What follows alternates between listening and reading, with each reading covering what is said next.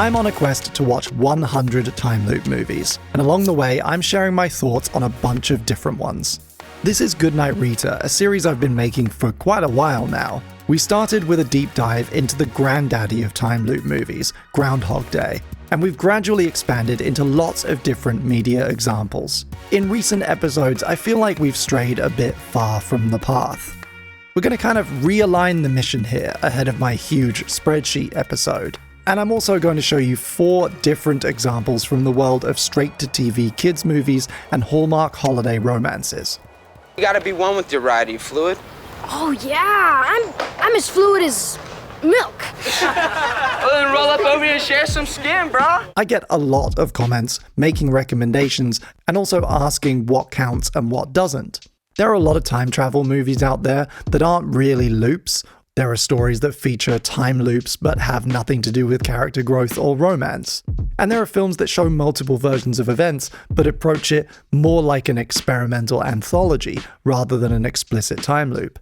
But keep in mind, these are just my definitions for the purposes of this series. I've thought a lot about it, sure, but at the end of the day, sometimes a line just has to be drawn somewhere.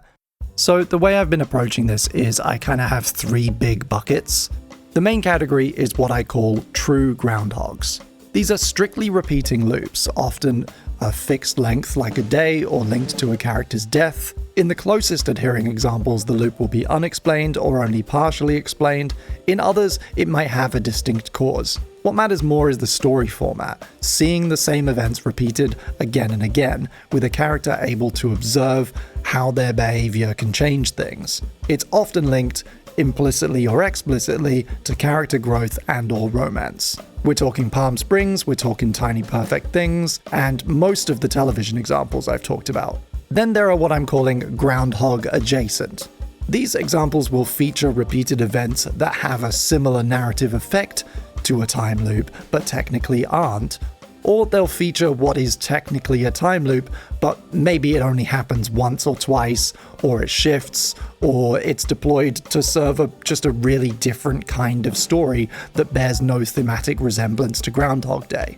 Looper is on this list, When We First Met, and ontological horror examples like Time Crimes or Triangle, which are great, by the way. We'll talk about them. Then I've got honorable mentions. This includes more experimental stuff that's not a loop but it's worth mentioning, and examples from media other than scripted TV and film. Things like Run Lola Run or Sliding Doors for the former, The Outer Wilds goes here, which is a video game, and Replay, a novel by Ken Grimwood. When you get down to it, you might actually be surprised how many examples I've placed in groups 2 and 3. Basically because most of the time I'm working from other people's existing lists, and their definitions might not match mine. I still have to watch them, to find out, so I might as well tell you about them. Shit. Oh, goddamn time travel. What? A lot of the examples on my list that most closely match the criteria for a true groundhog are lower budget TV movies and romantic comedies. Which it really is no surprise. Groundhog Day itself is a crowd-pleasing rom-com with a popular, charismatic lead. One of the reasons it's endured and been able to inspire so many other things is that it is a popcorn movie. Just a really, really good one. I think when you try to intellectualize the premise further or deviate from it, even in really cool ways, you can't help but get further from the heart and soul of what it is. So they might not always be good, as we'll see, but they are true groundhogs. Come on! I'm going to share 4 examples of these, and you'll see what I mean.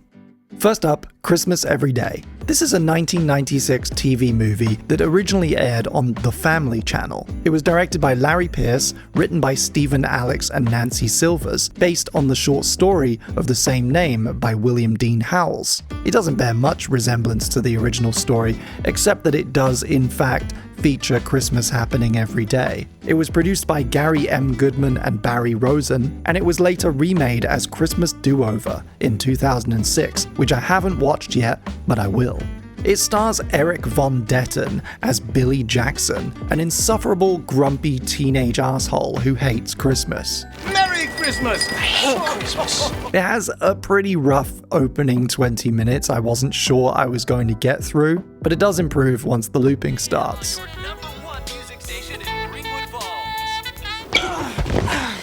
Look what Santa brought! Okay, what's going on? We see Billy crushing on a girl, we see his teenage rivalries and his relationship with his family. At first he's confused, then he uses the situation selfishly to his advantage, ultimately deciding to buckle down and improve himself, taking time to be selfless and help the people around him. It's a cheap and cheerful movie that uses the film language popularized by Groundhog Day to tell a simple moral tale for kids. I asked Santa Claus for a jump shot. I didn't get one. What does that tell you? Santa doesn't give jump shots. You have to practice.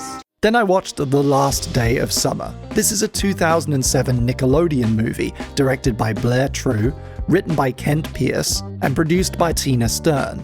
It stars Janssen Panettiere as Luke Malloy, an all-American every kid who loves skateboarding and fart jokes.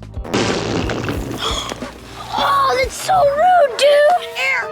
The zipper's stuck! I can't get out! It's the last day of summer, and Luke is anxious about starting middle school, and also performing with his band in front of a big crowd. He gets hit on the head with a plank of wood and wakes up back at the start of the day.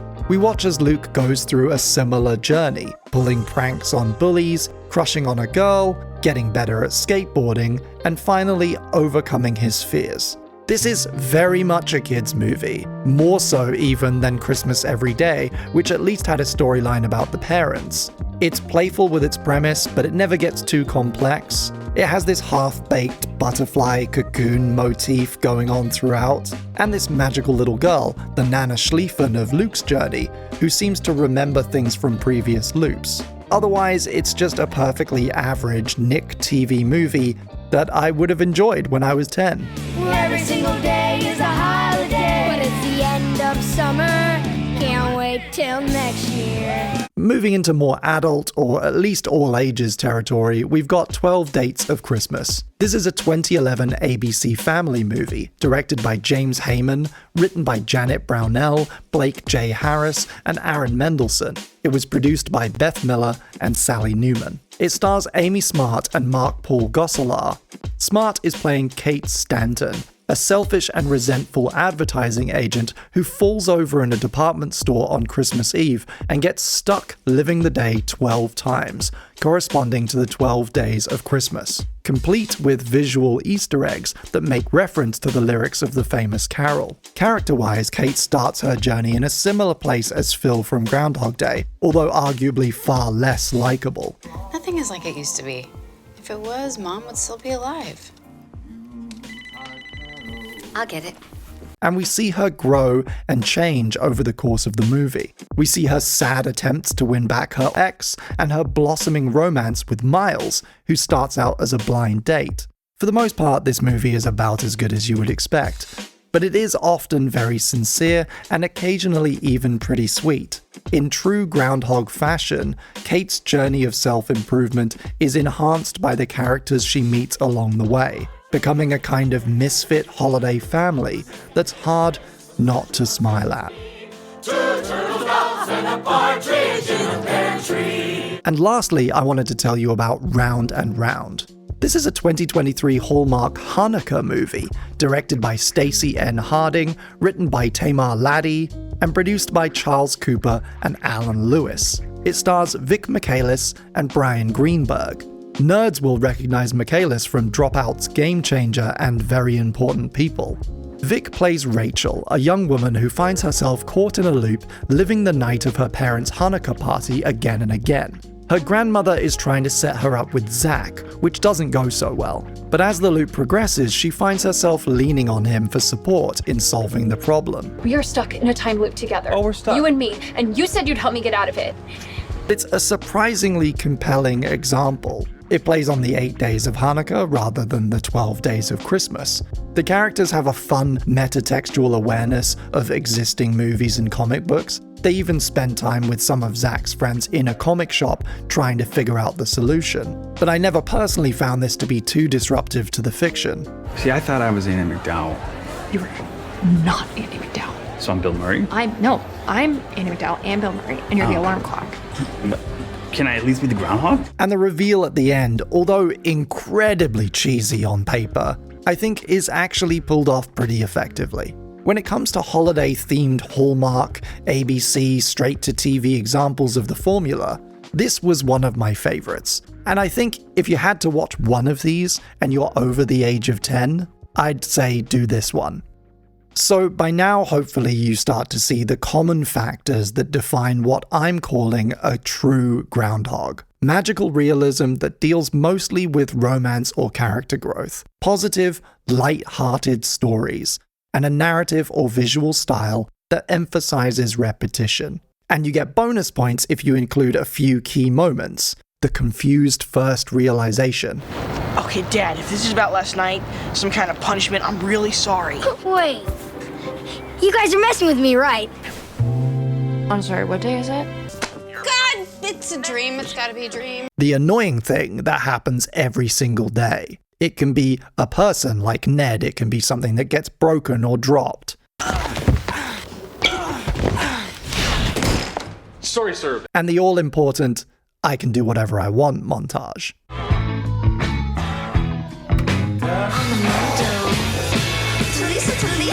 In the middle of my backswing! I actually watched most of these around last Christmas time when I first started working on this series. And one thing that struck me in particular is how obvious it seems in hindsight to set a story like this at Christmas or Hanukkah. One of the oldest predecessors to all of this is A Christmas Carol, a magic story about the growth and redemption of Ebenezer Scrooge. Then, of course, we've talked about It's a Wonderful Life, which is directly inspired by A Christmas Carol, and which directly inspired Ramis' direction of Groundhog Day. And it's set at Christmas. And in the great tradition of so many other Christmas fables, it feels like a no-brainer that you would tell this kind of story in a seasonal way. In my earliest research notes, one of the things I keep coming back to is how weird it is that Groundhog Day itself is not a Christmas movie. And as far as I can tell, it was never once even an option. It always took place on February 2nd, Candlemas, Groundhog Day. So we've kind of come full circle, maybe a bit clumsily at this point, back to the very start of the series. It's fitting that the most direct comparisons that can be made with Groundhog Day are seasonal holiday feel-goods. But the fact the movie that popularized this whole thing for a modern audience isn't one itself is just another quirk that makes it truly unique. So this one's not going to win me any points for retention, but I did just want to kind of round up where we are in the series, tell you about what's coming next, and, give a few thank yous. This series has gone on longer than I expected, but we're now heading into the final stretch. Firstly, I want to thank everybody who has been watching, everybody who has newly subscribed to the channel, everybody who's shared out these videos or left a comment. I said this at the end of the Truman Show series, and it's still true now. The interest that these videos have generated has truly kind of changed my life. It's, really shifted my priorities as a creator in just the last 6 months. And I'm going to keep doing it. I'm going to keep growing this channel, posting almost every week, and see how far we can take this. I already know what the next series is. I've been working on it behind the scenes with a friend of mine, and I've got a few other ideas that I might pitch on the Patreon for 2026. I wanted to ask a few questions as we go into the big kind of info dump episode. One of them is, if you've been following along and watching the things I'm talking about, what's been your favorite? And equally, were there any that you really, really disliked?